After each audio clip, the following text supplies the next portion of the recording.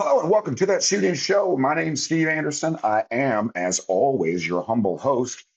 We are trying something new on the podcast. I just got these fancy new Beats Studio Plus earbuds, so we're going to record today's program with them. And let me know if you think the audio is better or not better, and we will or will not do it in the future. Should be more consistent with the volume. I won't have to, get right up in the microphone for my dramatic pauses. Okay, dramatic. So we'll just see how it goes.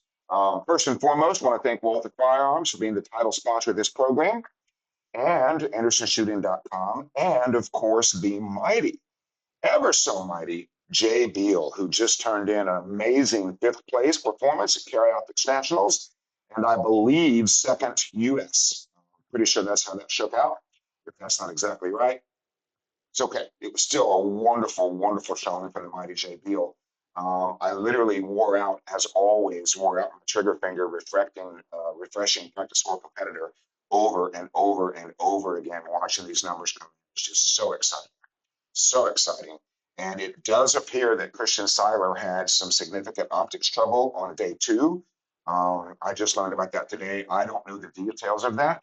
But there does appear to be some information that says that if you take day two out of the results, Sauter wins the match. And again, I don't know the details of that. These are just things that I've seen on social media. They're worth commenting on. I just thought that was a very interesting thing to have happen. So congratulations to the great and the mighty Jay Beal. He will be on the podcast sometime this week, maybe tomorrow, maybe Thursday, to talk about the match. So if you have any questions for Jay Beal, either put them in the comments below this program or email them to me, steve@andersonshooting.com. And as always, go to upcoming classes at andersonshooting.com to see where we're going to be and what we're going to be doing. We'll definitely get a mental management online class scheduled for August. I will do that later today, so be on the lookout for that. That's going to come up again and again and again. Hopefully the dramatic whispering works well with the new recording situation. So the big match is over. Just finished Carry Optics Nationals and some other big match. And you either got what you wanted or you didn't. You got a result that you like or you didn't. Judging from Facebook and the other social media, we're seeing that a lot more people didn't get the result that they wanted, didn't get the finish that they perhaps expected. So, what should you do after the big match? Right? So, the first thing you want to do is evaluate your objective. What was your objective going into this thing? What had you decided that you were going to do? Was that objective within your control? And did you stick to it? Did you go there thinking, okay, here's what I'm going to do. Here's how I'm going to get it. Or did you go in thinking, oh, I really want to win B class. Oh, I really want to win C class. Oh, I can probably get this done if I try really hard. That's more likely, right? That's much more likely. So did you have an objective within your control and did you stick to it? Right? The next thing you need to do, and this is a little out of order because I added it sort of toward the end of the show prep, evaluate your preparation for this match. Did you do everything within your control to have a winning performance? Did you increase your training? Did you do match mode training? Did you do everything that you could have done to improve your performance? And an easy thing to do is to write out your preparation. So write out everything you did when you started preparing for this match, what you did, how you did it, what steps did you take? Did you increase your physical fitness? Did you increase your dry fire? Did you write in your journal? Did you actively improve your self-image? And write it out. Literally write out what you did. And then imagine that the match had been canceled. Canceled. And they took everybody's written report and decided the match winner based on that preparation. Just imagine that's what happened. Okay? Were you as prepared for this match as you could have been? Maybe you were, maybe you weren't, but you need to know that. Now, the next thing I want you to do is evaluate your mental and your technical performance. And mental management graduates, this is in your journal. Have you been using your journal? Have you been keeping track of your training? Have you been keeping track of your performance? right? Do you know where you are? So in the journal, we literally have a spot to evaluate the percentage of time that you ran your mental system correctly. So if you're a mental management graduate, this is staying on your flow chart. If you're not a mental management graduate, what percentage of the time did you execute your mental game as you understand it correctly? Put a number on it. You can do it per stage. You can do it for the entire match. This is the only place you can evaluate your mental game by itself. What percentage of time did you get your mental game correct? We need to know that. And then evaluate your technical performance as it relates to your current level of skill. Not your finish. We're not looking at your finish yet. We're looking at your technical performance as it relates to your current level of skill. What percentage of the time did you get access to your current level of skill? And those two numbers, if they're evaluated honestly and correctly, are going to be very similar, if not identical. Very, very similar. Now, mental management graduates, did you take the flow chart to the match? Did you stay on it for every stage? Did you do your preload? Did you do your reload? Did you actively have positive imprints during the stage walking process? This stuff is really, really important. Okay? Number three, I want you to start with something that you're not going to want to do. I want you to evaluate your best stages first. Take your very best stages and evaluate what were you thinking before you start the stage. You were probably consumed primarily with stage planning. That's probably what you were thinking about. That's perfect. You probably weren't thinking very much during the actual shooting, or you had a proper focus phrase or a proper point of focus to occupy your conscious mind, or something happened to occupy your conscious mind. And when you occupy when you occupy your conscious mind, here's what you get. You get a subconscious stage plan and a subconscious performance.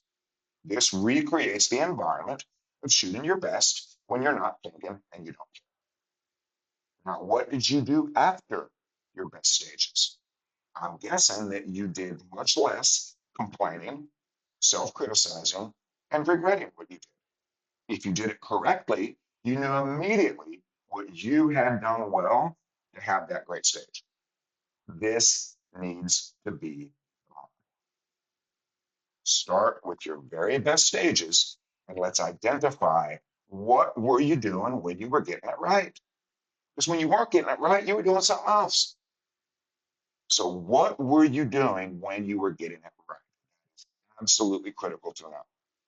Now, number four, let's talk about pressure. The only thing that pressure can ever do is amplify what you are thinking and feeling. Pressure can't, won't, will not ever do anything other than amplify whatever you are thinking and feeling. When did the pressure arrive? Were you feeling it when you got there? Did it change after a disappointing stage, or maybe a good day? Maybe you had a great stage and you began to feel more pressure.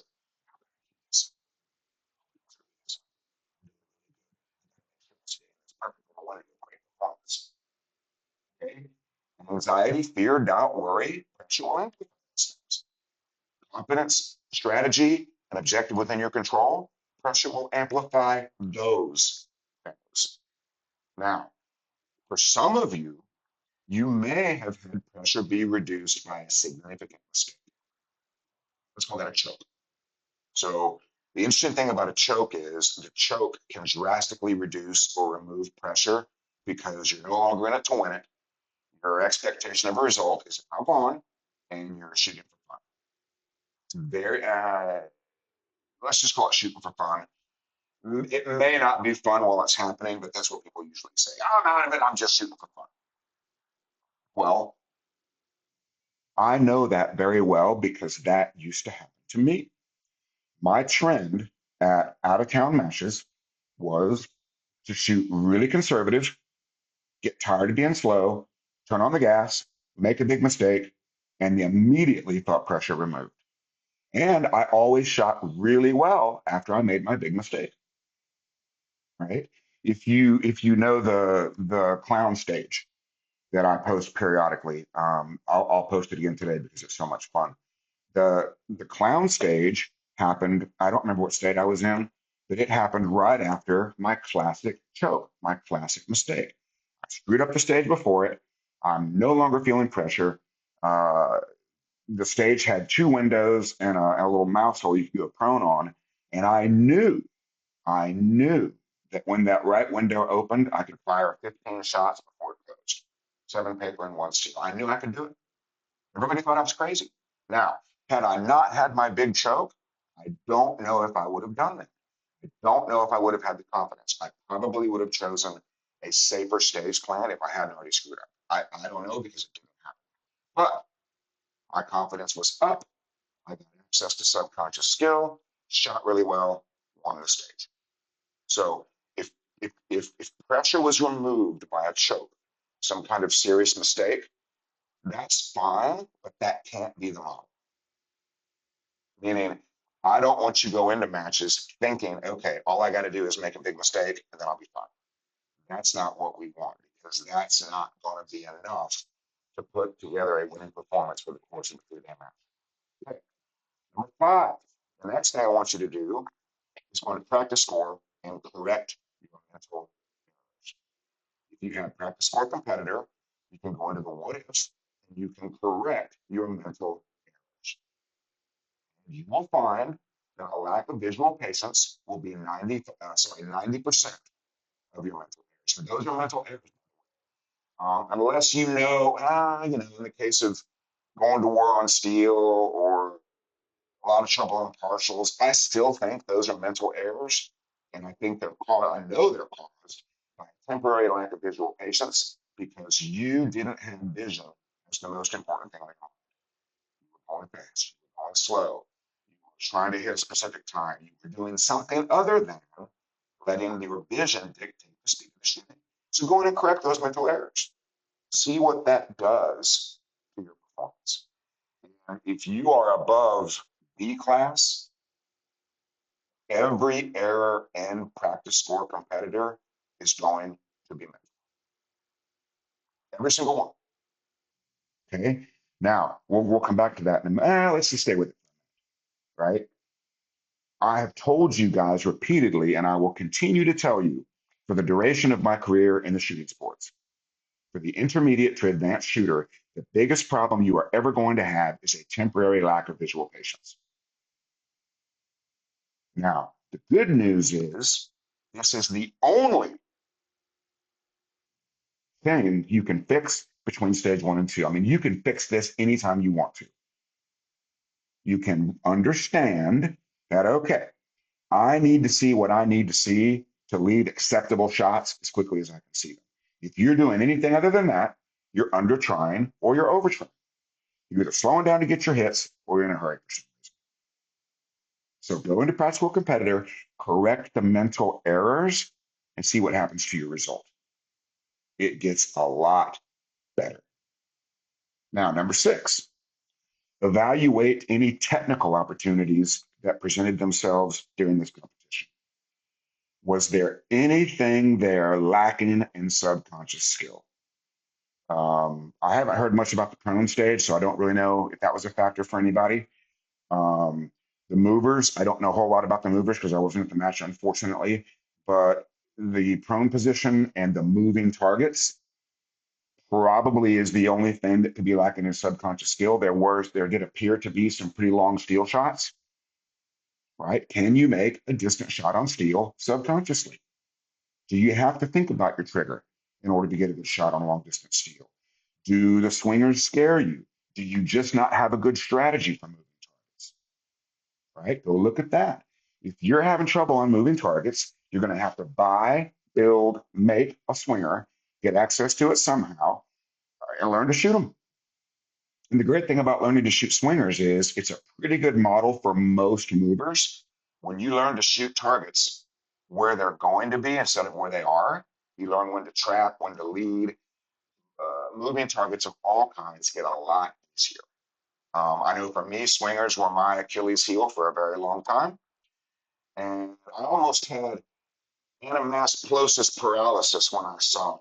Anaplasmosis paralysis, right? It's like, oh no, I don't know what to do here. And that was the problem. I didn't know what to do. So I got access to a swinger, I built a dry fire swinger, and I learned how to shoot swingers. And moving targets of all kinds began being easier. Now, now's the time to examine the needs work stages. You can start with your worst stage. That's what you want to focus on. Let's take your worst stage. Was it caused by under trying or over? Did you slow down to get your hits, or did you get in a hurry for some reason? I am willing to guess that the problem on your worst stage was overtime, unless it was a death jam or something. Probably caused by overtime. I'm guessing on your worst stage, we are not going to find a subconscious stage plan combined with a focus on vision to get a skill. And the other thing we may find on your worst stage is negative imprints during the stage walking process. If you are going through a stage and you're afraid, something there scares you, you don't think you can do something. Those are negative imprints during the stage walking process that reduce access to subconscious skill. And we're going to come back to that in just a minute. Okay? So go through these stages. Let's categorize them as under try or over try. Now, the under try stages will be a little bit better than the over try stages, because slowing down to get your hits will score a little better than rush, because you're less likely to make a mistake. What they won't be is a winning performance. What they won't be is access to your current level of skill. But they will be clean runs. Okay, those are going to be towards the top of the bad stages. Most of your bad stages you're going to find are caused by over. What happens when we overtry? Something really ironic happens when we overtry. The conscious mind wakes up and takes control of subconscious processes.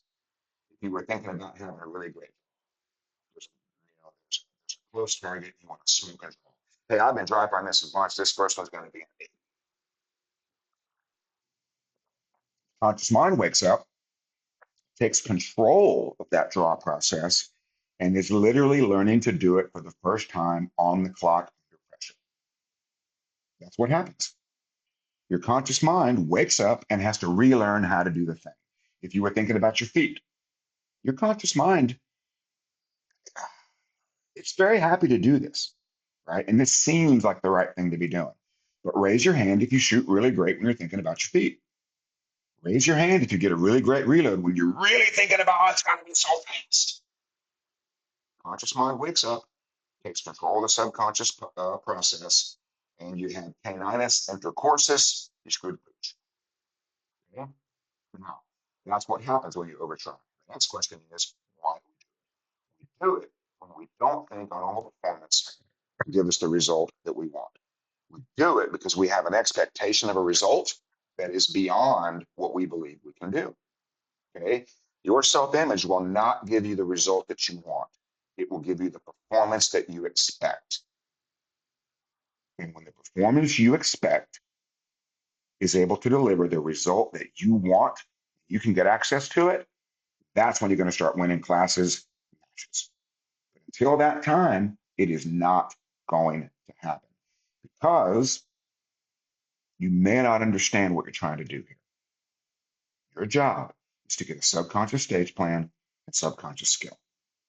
You need to fire that gun at a rate of speed that allows you to see what you need to see.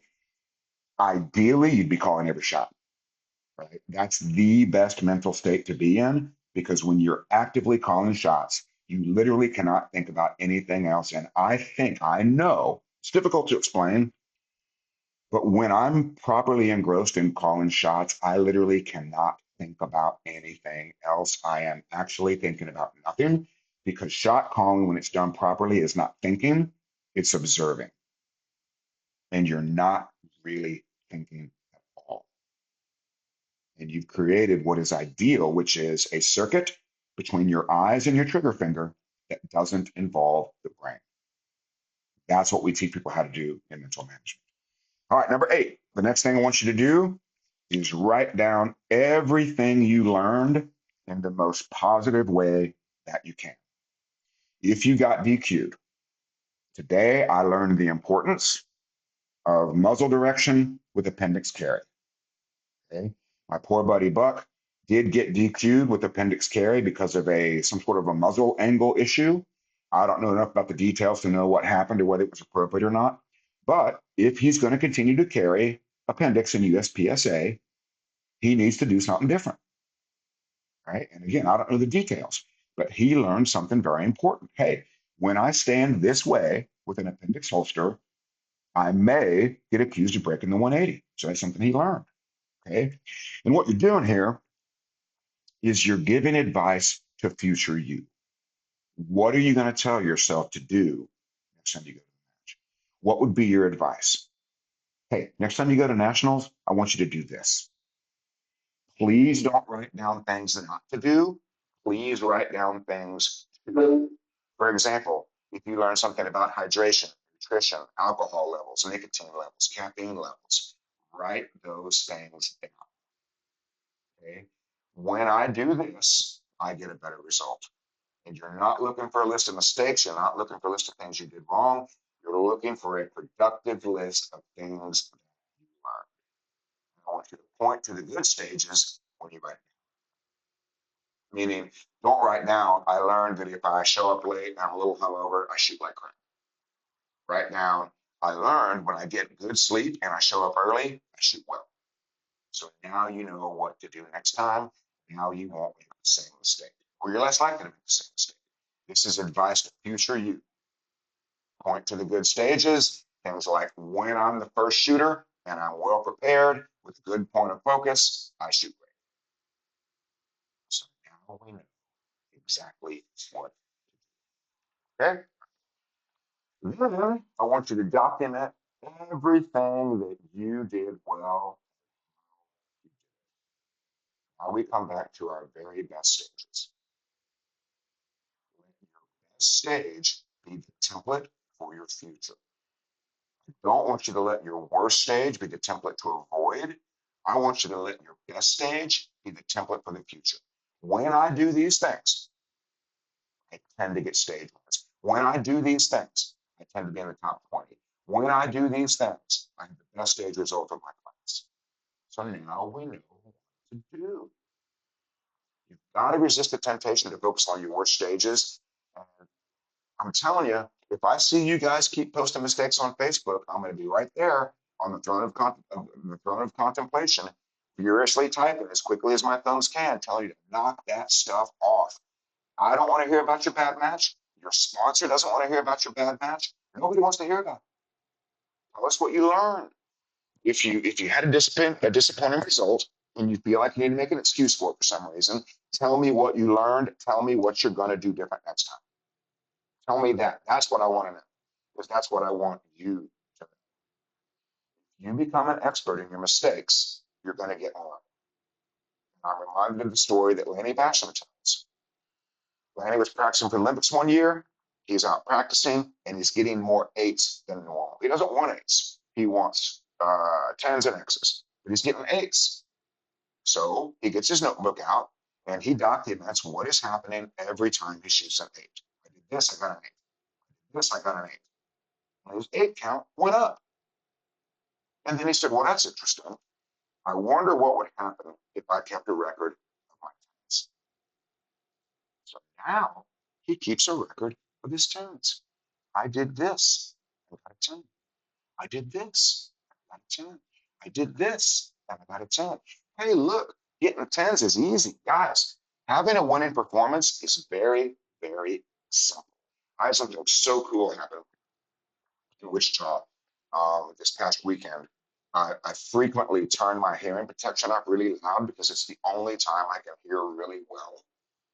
And I like to listen to the chatter people have when I just got the thumbs up on my recording again. It's just so strange. Ever since I got the new computer, I get this random thumbs up at times, and I have no idea what it is. All I can say is my computer musical, so I must be doing something. Where was I? I'm so distracted by that. So, it's very simple, right? You shoot your best when you have a subconscious stage plan, which means you know the stage inside and out. You're not worried about the results, and you're not thinking very much. Okay? So that's the environment we create in mental subconscious stage plan, access to my subconscious skill, picking something from my conscious mind to do, so it's not interfering with subconscious processes. And I'm going to always work on my self image so that I expect to have a winning performance. And that's what we're going to do. Okay, so number 11, let's fix the mental game. Guys, until you can produce a winning performance on demand and get access to your current level of skill, more technical training is not going to help. And you're probably doing that. Everybody wants that. I'm not training right. The only thing that, the most important thing in any kind of training is repetition to make the new skill subconscious with positive imprints to the self image during this process. 10 perfect draws is useless in the grand scheme of things. 100 acceptable draws is extremely useful. And if the majority of those imprints are positive, that is the way to get access to that new improved subconscious skill. That's just how you do it. Okay. So in mental management, we teach you how to do a process-based performance.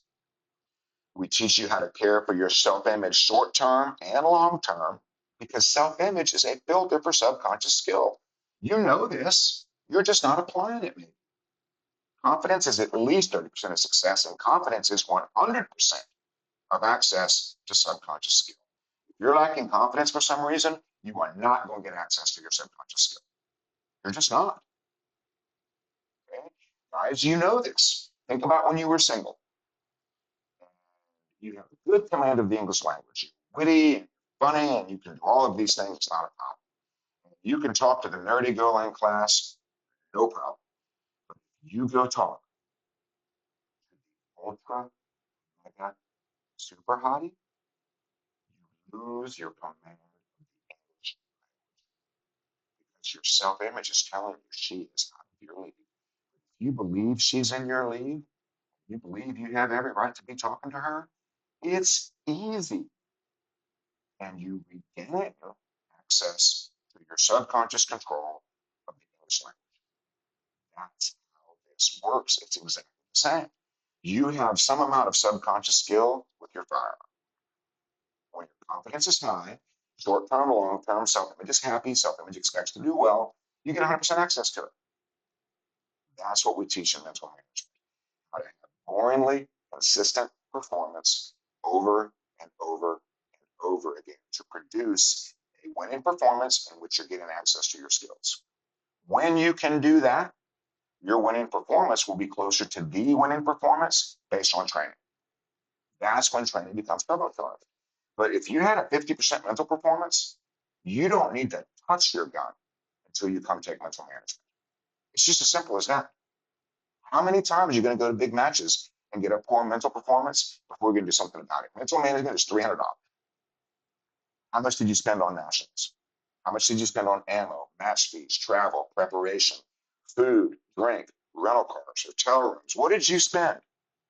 But you could have spent a little bit of that money on mental management and get much, much closer to a winning performance. Okay. And we will be adding online mental management in August very shortly. I was recently reminded of the importance of punctuation. So I made the pronouncing important words a little bit more importantly and a little bit. So make your own jokes, but you may hear me pronouncing things a little bit more importantly. So let's fix the mental game. Let's talk about training. We have opportunities to do mental management. If you're in California, we're coming to Richmond, California very soon. Richmond, Virginia is this weekend. There's still spots for that. Those are both with Joey Sauerland. We just added one in, where is it? Knoxville, Tennessee. That's going to be IDPA centric. So look for that on the website. That might be on the website by the time you see this program. That's going to be August 2nd, 3rd, and 4th. We'll get that added to the program. Just go to andersonshooting.com, click on upcoming classes. You can hang out with me and Joey, the classes we're doing together. Joey Sauerland is a guy who got figured out. He came to see me when he was brand new. He'd fired less than 1,000 rounds when he came to see me. Here's what I told Joe. Here's what I told him. We're going to use dry fire to get stupid fast. Okay, we can do that. He still does that. Okay, we're going to get a subconscious stage plan with positive imprints, and we're going to go call every shot. If you want to know how to become Jay Beal, if you want to know how to become Joey Sauerland, if you want to know how to become Jay Slater, who just won a big I-Corps event in Revolver, right? I can't help Jay Slater very much with the Revolver.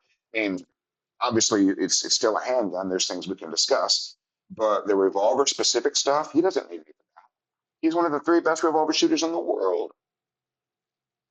But mentally, I can always help him. I'm very pleased to do so. What a great friend, Jay Slater. Jay Beal, Joey Sauerland, Jay Slater, Gaz Evans in South Africa, countless others are enjoying greater access to subconscious skill through mental management and better results as a byproduct of that process-based performance. Okay, so let's get this thing done. Let's get your mental game fixed so your training is actually worth it. Okay. All right, please go to andersonshooting.com and upcoming classes, see where we're going to be, what we're going to be doing. And until we meet again on the range, on the Zoom, on the line, or anywhere else, on the phone, maybe. Love you, bye.